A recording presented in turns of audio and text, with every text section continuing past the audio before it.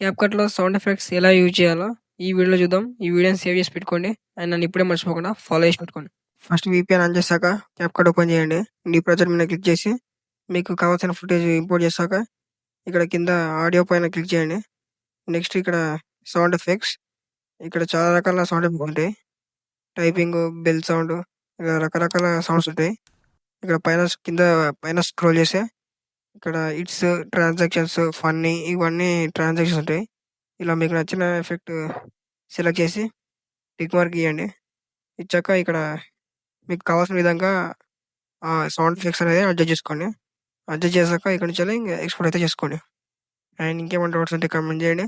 Next వీడియోలో చేస్తాను.